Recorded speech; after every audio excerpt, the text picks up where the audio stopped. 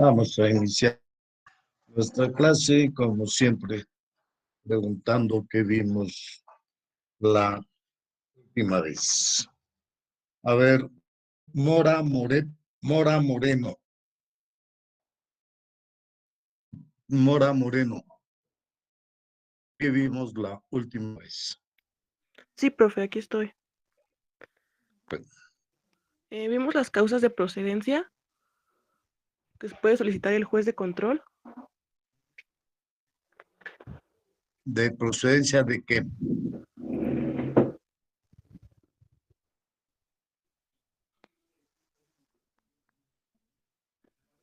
¿Sí me escucho, profe?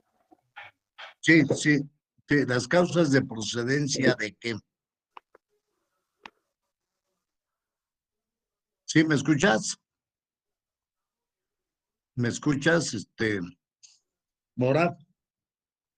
Sí, maestro, sí lo escucho. Sí. Me dices que vimos las causas de procedencia, ¿sí? Ujú. Pero ¿qué causas de procedencia? ¿Procedencia de qué? Procedencia de aplicación de prisión preventiva. Ajá. No sé, ¿de cuáles son las causas de procedencia de la prisión preventiva?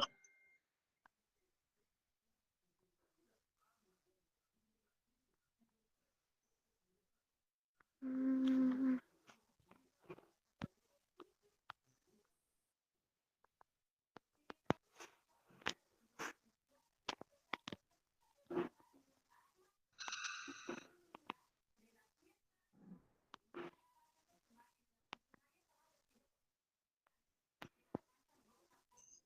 ¿Qué más vimos aparte de eso?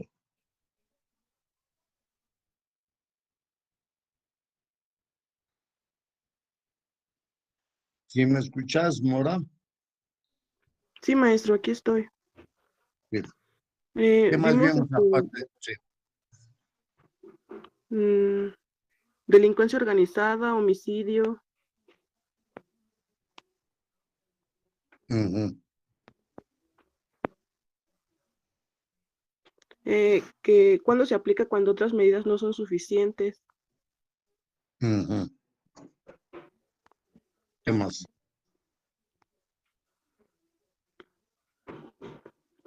¿Qué más? Que las causas de procedencia se aplican cuando otras medidas cautelares no son suficientes para Ujú, garantizar la comparecencia del imputado en el juicio, ujú, para, para también proteger los datos de prueba, a la víctima, al imputado, bueno, al imputado no, los ujú. testigos, ¿Qué más?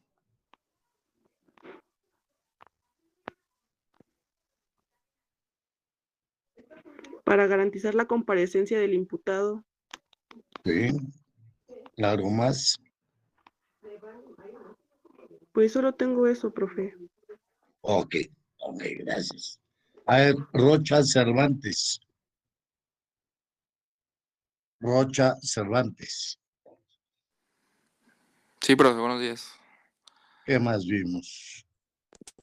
Bueno, yo tengo que vimos lo de procedencia de medidas cautelares Sí, y se había comentado que el juez podía imponer medidas cautelares a petición del Ministerio Público, sí, de la víctima o ofendido. sí.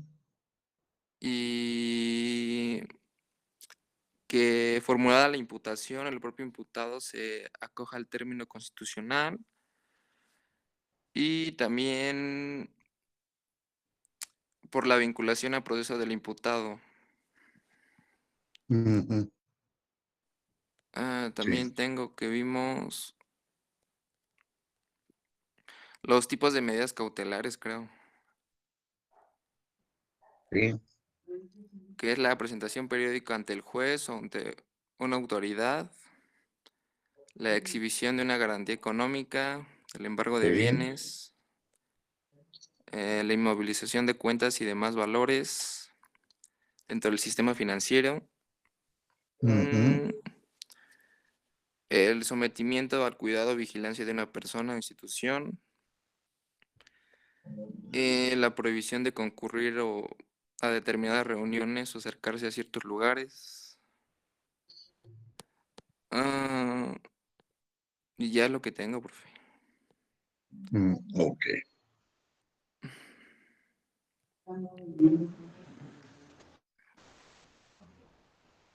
A ver, Brambila Reyes.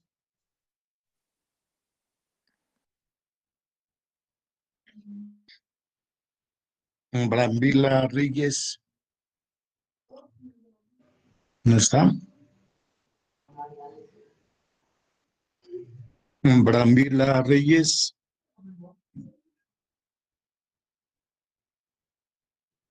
Arcos Camacho.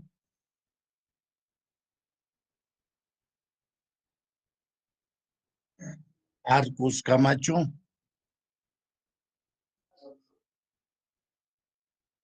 ¿No está? Arcos Camacho. Ok. ¿Dudas, preguntas, inquietudes acerca de lo que hemos visto? No, profe. No hay dudas. Vamos a continuar con nuestro curso, con lo de las medidas cautelares y ver en detalle respecto de estas. Ya señalamos cuáles son las medidas cautelares que se pueden imponer. Y cuando procede estas ya dijimos que las medidas cautelares proceden a petición de parte, a petición del ofendido, de la víctima o bien del Ministerio Público. Luego comprendiendo también aquí al asesor jurídico, ¿verdad? El asesor jurídico que es el abogado defensor de la víctima u ofendido. También señalamos que deben de imponerse las menos gravosas y que solo en casos excepcionales se haga la prisión preventiva como medida cautelar. También sigamos, y si no ahorita haremos referencia a ello, cuando ya vimos quién la puede solicitar y él va a resolver. ¿Cuándo debe de solicitarse? Esto debe de solicitarse en el momento de la audiencia inicial. Esto es, al momento en que el Ministerio Público acude ante el juez de control haciendo la imputación de un delito a alguien, en este caso, si es con detenido, al detenido, y si es sin detenido, será contra el partícipe de esa conducta. Entonces, bueno, en ese momento, en esa audiencia, después de hecha la imputación, el juez resolverá y se dará uso de la palabra al imputado para que conteste la imputación y después el juez resolverá si vincula o no a proceso. Una vez que se dicta el auto de vinculación a proceso, es cuando procede a hacer esa solicitud.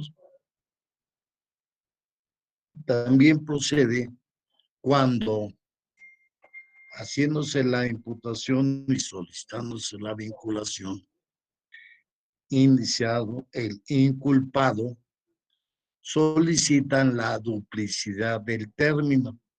Esto es, que se resuelva la situación jurídica no dentro de las 72 horas, sino dentro de 144 horas. Entonces, en ese caso también procede cuando se solicita la duplicidad del término. Y se abrirá a debate en la que la víctima u ofendido y o el Ministerio Público deberán de, aparte de hacer la petición, fundamentar su petición. Ya vimos que las medidas cautelares son para garantizar el sujeto se va a sustraer al ejercicio de la acción penal, también para garantizar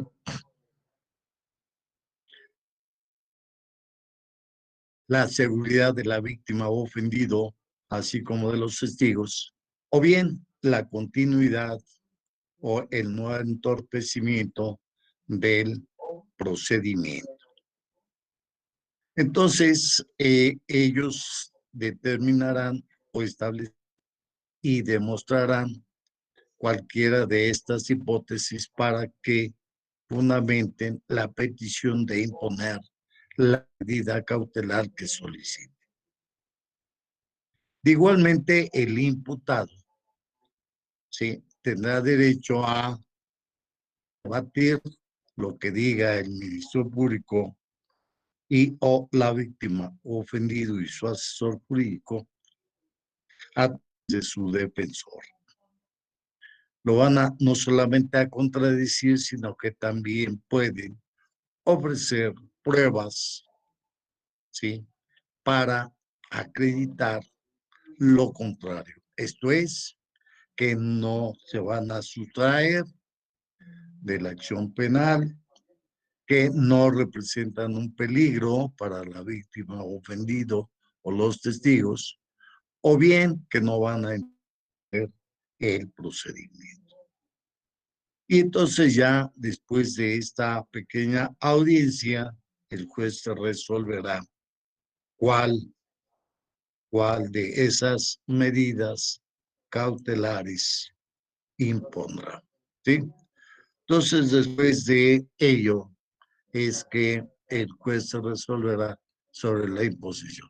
Y que desde luego el juez deberá de tomar en cuenta que debe de procurar imponer las menos gravosas.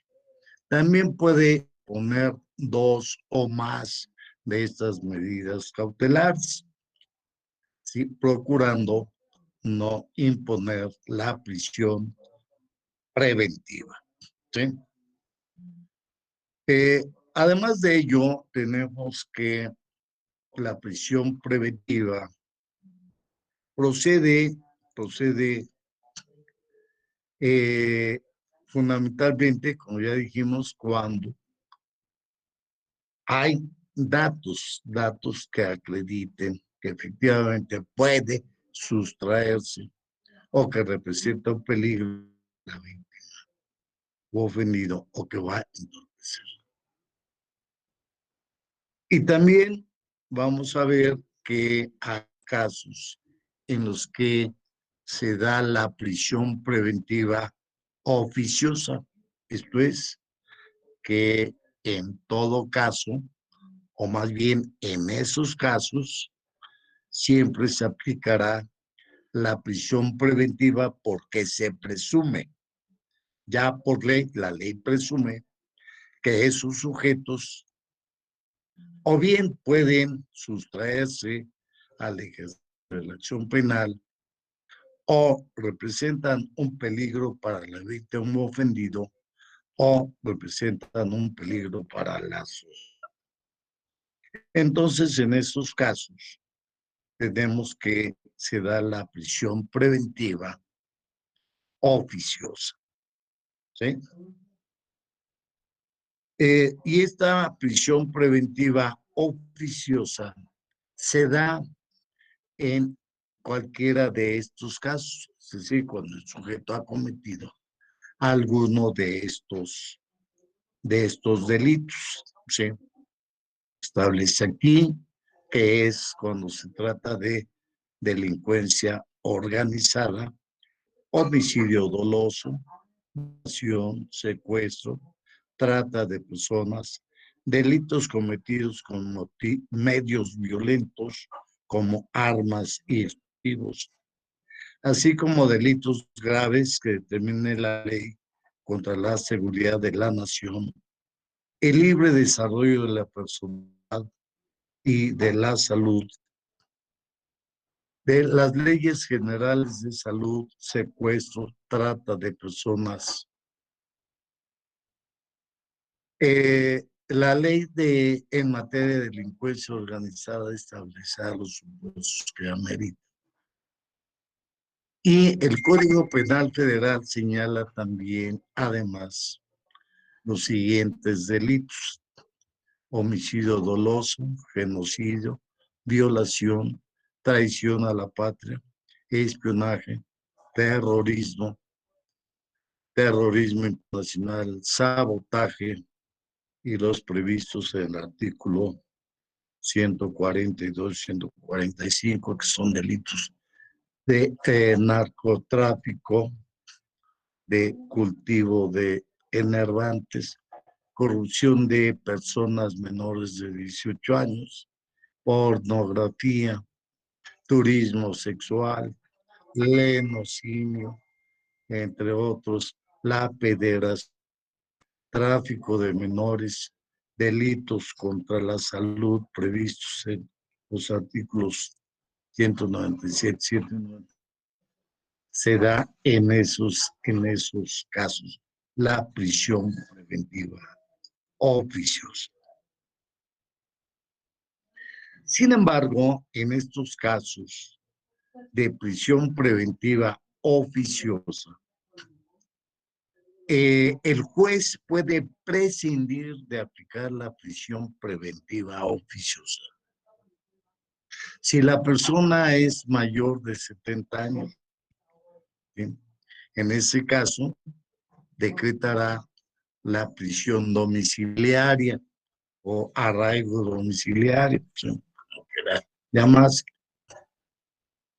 También si la persona se encuentra con una enfermedad grave o terminal, entonces en ese caso también puede decretar que en vez de la prisión preventiva esté en su domicilio o en un centro médico o un centro geriátrico, ¿sí?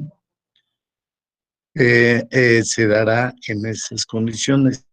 Mismo si se trata de mujeres embarazadas o de madres durante la lactancia.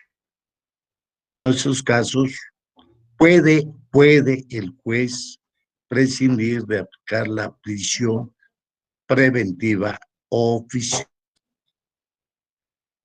Sin embargo, no tendrán esta prerrogativa ninguno de ellos si a criterio del juez de control pueden sustraerse de la acción penal, es decir, pueden darse la fuga, o bien se presumen que es riesgo, que representan un riesgo social, ¿sí? Fundamentalmente con los casos de narcotráfico que siguen, delitos contra la salud, etcétera, que siguen, o puede ser un riesgo social en ese sentido, ¿sí? O sea, no todos, porque como ustedes saben, luego muchas veces nos encontramos que los indígenas los inducen o los contratan para que cultiven drogas, marihuana, etcétera, ¿verdad? Pues a ellos, en un momento dado, sí los van a por alguno de estos delitos que merecen prisión preventiva oficiosa, pero el juez puede prescindir de aplicar esta medida por alguna de estas causas, ¿sí? Entonces, bueno, esas son las excepciones en las que podría excepcionarse o no aplicar la prisión preventiva oficiosa.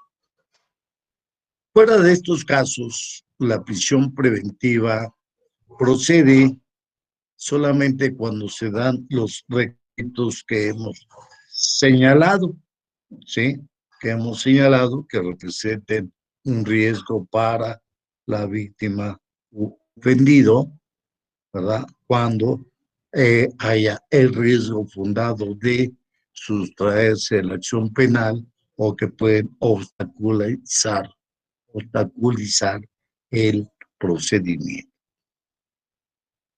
Y de esos casos, fuera de esos casos, el juez deberá de poner las menos gravosas.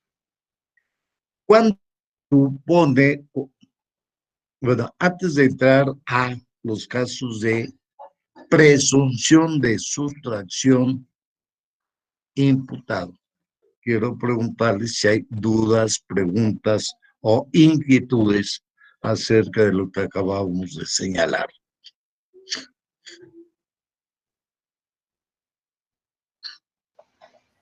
No, profesor. Todo ¿No claro. hay dudas? Bueno. Okay. Entonces, ¿cuándo se presume y que son parte de los argumentos que puede tener el juez decretar esta medida cautelar que es la prisión preventiva? ¿Cuándo se presume? Y se dice, y la ley establece, que se presume que el sujeto puede sustraerse cuando no hay alguno de estos casos. ¿Sí? Por ejemplo, que no tenga arraigo en el lugar donde va a ser juzgado. ¿Sí? Si el imputado demuestra que tiene arraigo en el lugar donde está llevándose a cabo el procedimiento, ¿verdad? Pues hay poco riesgo de que pueda sustraerse. ¿Por qué? Porque pues si toda su vida ha vivido en esa ciudad, en esa localidad, en esa misma casa, etcétera, tiene 30 años en el mismo trabajo, toda su familia se encuentra aquí, etcétera, entonces, bueno, pues es más difícil que pueda él abandonar el lugar. De ahí que si él demuestra su arraigo, entonces podrá el juez válidamente dictar otra medida porque no hay ese riesgo. Sin embargo, no obstante que la persona tenga arraigo, y tenga su familia y tenga su trabajo, si él llega a mentir sobre el domicilio que tiene, entonces ahí hay una presunción de riesgo de fuga. Y esta parte de esta primera fracción es la que le han estado aplicando a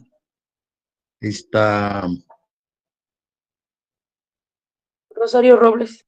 a Rosario Robles, sí, en el sentido que el Ministerio Público presentó supuestamente pruebas de que presentó documentos falsos, ¿sí? Que las constancias de domicilio son falsas. Entonces, bueno, pues por eso le dictaron la medida cautelar de prisión preventiva, ¿sí? Por eso. También otro criterio que se toma en cuenta es el máximo de la pena que se le puede imponer al sujeto, ¿sí? Sí, y también la actitud voluntariamente adopta el imputado ante esto. Esto es, si la pena que merece el delito no es muy alta, también ahí no hay una presunción de que se corre el riesgo de que va.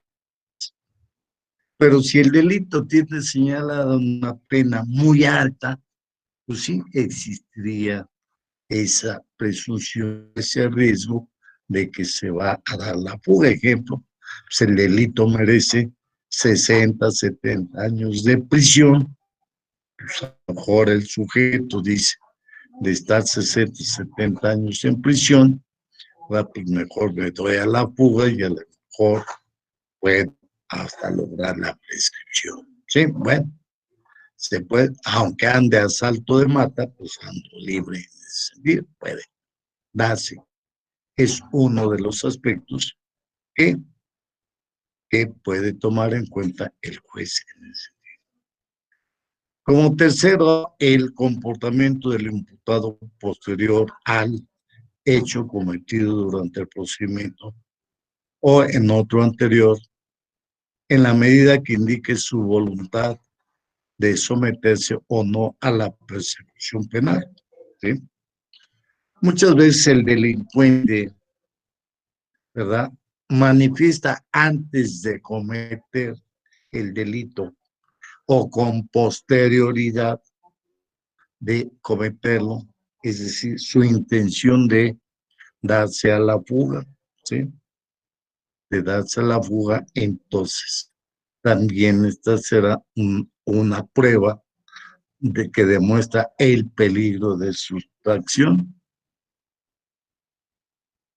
Otro caso es la inobservancia de medidas cautelares previamente impuestas. Esto es, objetos se le impusieron de inicio otras medidas cautelares. Por ejemplo, la garantía económica o la obligación de no abandonar el lugar de residencia o de no comparecer o presentarse, asistir a ciertos lugares, etc. Y él rompe esas medidas cautelares, es decir, se sigue yendo a lugares que no le están permitidos, ¿sí?, por la medida cautelar. No va a firmar como se le impuso que fuera a firmar cada 8 días al juzgado o ante el Ministerio Público, etc. Entonces se le puede revocar esa medida cautelar y ponerle la medida cautelar de la prisión preventiva. De igual manera, si se le cita para la práctica de algún acto, esto es, para alguna diligencia, y no concurre sin causa justificada, también se le va a revocar las medidas cautelares antes impuestas y en su lugar ponerle precisamente la prisión preventiva como medida cautelar. ¿Sí? ¿Por qué? Porque ahí se presume el peligro de sustracción del imputado. ¿Sí? Entonces, bueno, en esos casos se puede dictar la prisión preventiva por peligro de fuga, válgase la expresión. Dijimos también que cuando representa peligro de obstaculización del proceso de la investigación, ¿sí? Cuando existe peligro de obstaculización de la investigación, cuando se estima que puede él destruir, modificar, ocultar o falsificar, dar prueba, elementos de prueba, que puede inducir, determinar, amenazar a los coimputados, testigos o peritos para que declaren falsamente, etcétera, o para que no declaren, ¿sí? Entonces, también ahí se considera, estas representan un peligro para los testigos o para los peritos. Cuando intimida, amenaza, obstaculiza la labor del servidor público, de los servidores públicos, como puede ser el Ministerio Público, la Policía Ministerial o cualquier otro auxiliar de la justicia. Entonces se entenderá que hay peligro de obstaculización de la investigación y en estos casos podrá el juez imponer como medida cautelar la prisión preventiva por esta causa. La otra causa es porque representa un riesgo para la víctima o ofendida, ¿sí? O para la comunidad, y entonces aquí habrá que ver realmente cuáles son las condiciones que alegan tanto la víctima o ofendido o los testigos para considerar si son, corren un riesgo ellos. Y eso lo deberá de valorar, ya sea porque representan un riesgo para su integridad personal o incluso para su vida. Entonces, esas son las causas para ello, ¿sí? Y como decía, para que se pueda acreditar las causas para la imposición o modificación de las medidas cautelares, se puede utilizar cualquier medio de prueba, ¿sí?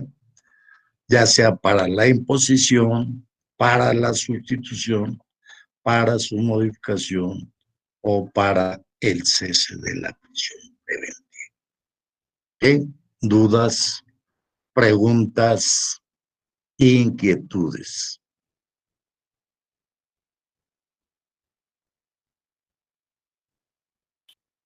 Señalamos, ok, señala como medida cautelar la garantía, o sea, la garantía económica. La garantía económica puede constituirse de cualquiera de las siguientes maneras.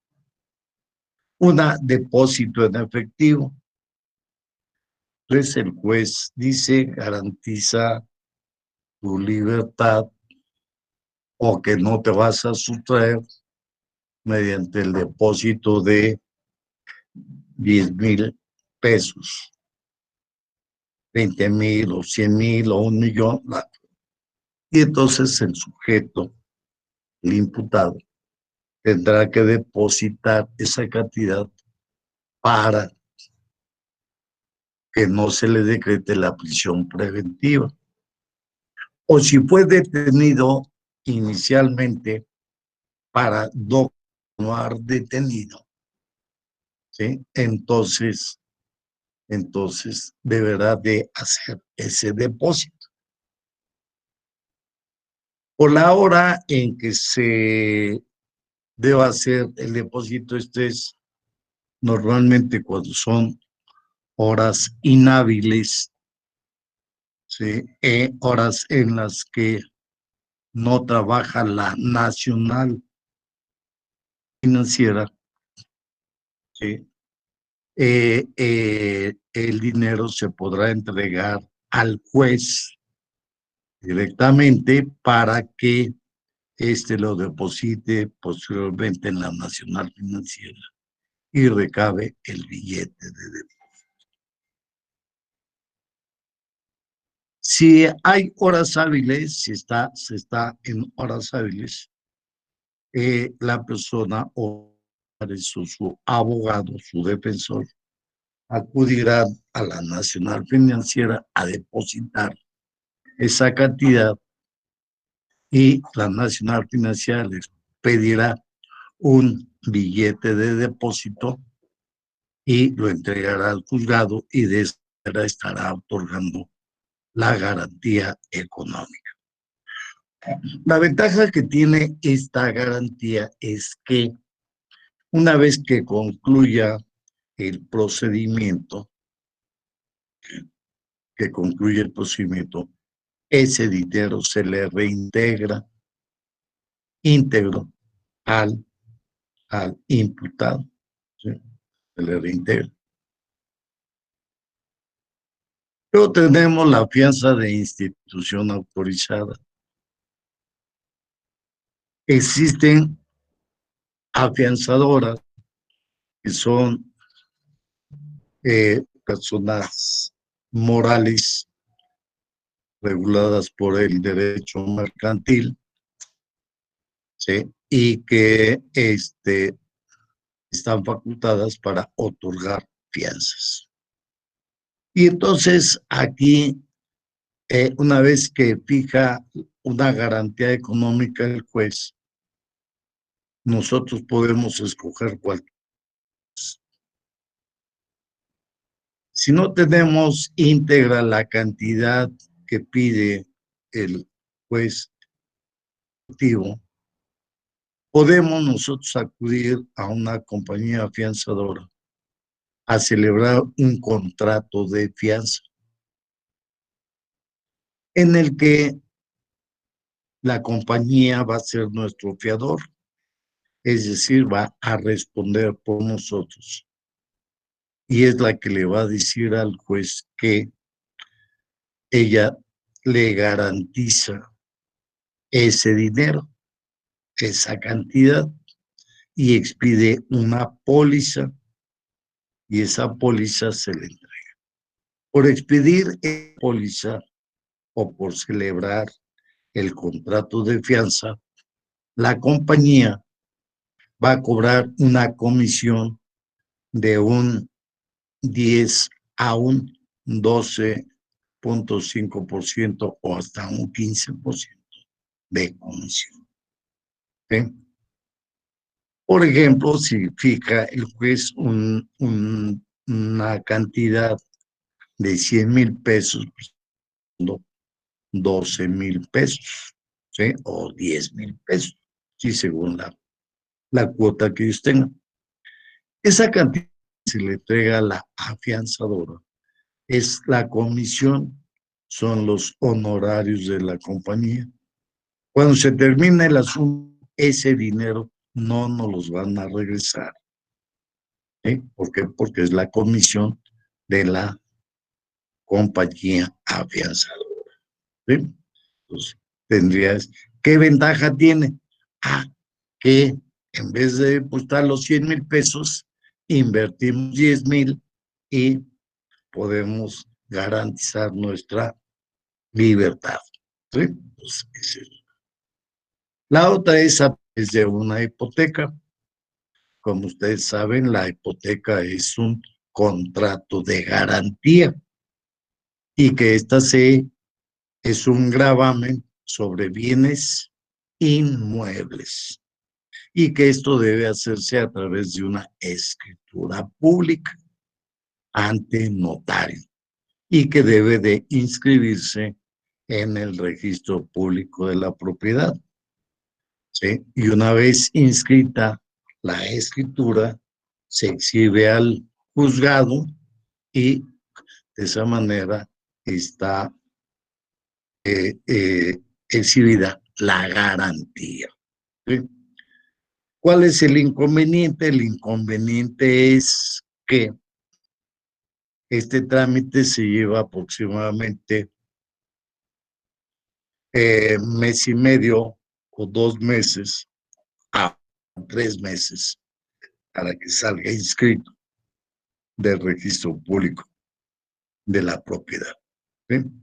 Pues, ¿qué ventaja tiene? Que no tenemos que desembolsar toda la cantidad y esto es cuando se fijan una garantía económica muy alta, cuando hablamos de millones de pesos, entonces se vale uno de esto, de la hipoteca. ¿Sí? La otra es la prenda. La prenda. Esta se otorga respecto de bienes muebles que se entregan en garantía, ¿sí? Así como en el contrato de préstamo, ¿sí? Damos una prenda, una garantía, ¿sí? Sí, cuando vamos a Monte de Piedad, llevamos una prenda, un bien mueble, y sobre eso nos presta. Aquí, con bienes muebles, podemos garantizar la cantidad ya fijado el juez como garantía, ¿sí?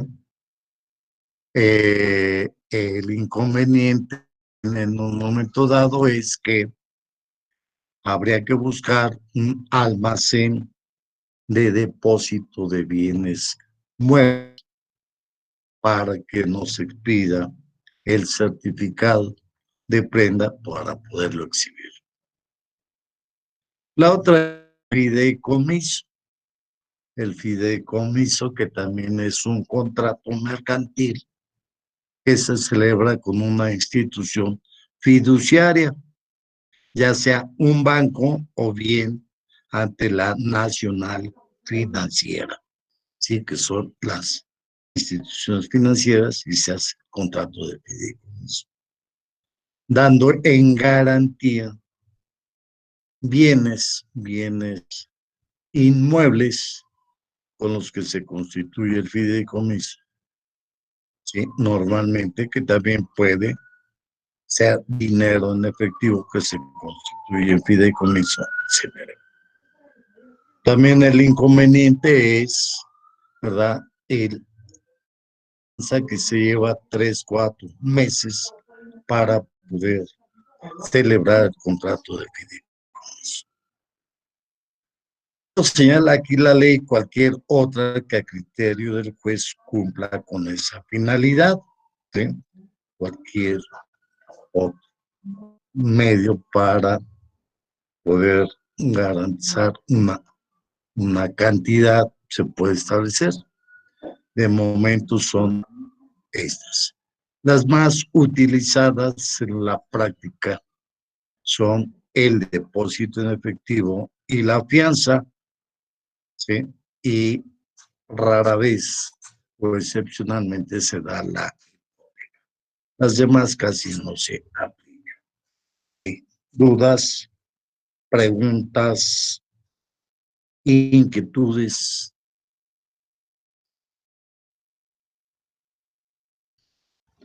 No, profesor, gracias.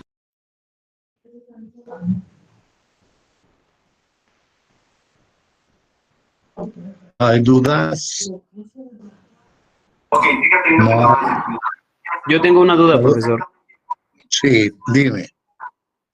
Mencionábamos en los tipos de garantía cualquier otra que el juez crea suficiente y cumpla con la finalidad. ¿Cómo qué se puede ejemplificar en este supuesto? Pues mira, ahorita que yo tenga conocimiento, no hay ningún otro tipo de garantía económica.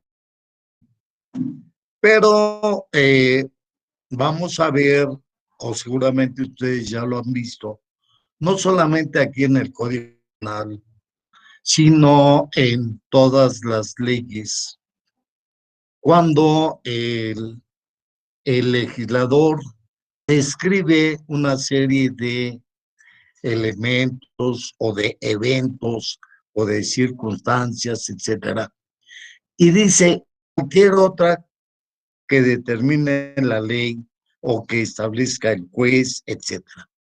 Esto quiere decir que queda abierto para que si en lo futuro ya sea el derecho civil o el derecho mercantil, llegan a crear alguna otra figura de garantía, ¿sí? Entonces se pueda establecer en ese sentido, ¿sí? Porque estamos hablando de garantía económica, ¿sí? Porque ya vimos anteriormente dentro de las medidas cautelares que hay otras garantías o medidas cautelares que es, por ejemplo, el cuidado de una persona cuando se le deja o se nombra una persona como cuidadora de otra, ¿sí? Tú vas a responder por ella, entonces, o tú te comprometes a presentarla cuantas veces sea necesario, sí, es otro tipo de garantía, pero no económica, sino garantía de presentar al sujeto. Entonces, bueno, aquí que yo conozca dentro del derecho civil o del derecho mercantil algún otro contrato de garantía, no lo hay, ¿sí? Pero bueno, pues deja abierta la posibilidad del legislador, por si más adelante se crea alguna otra figura, poderla incluir, ¿sí?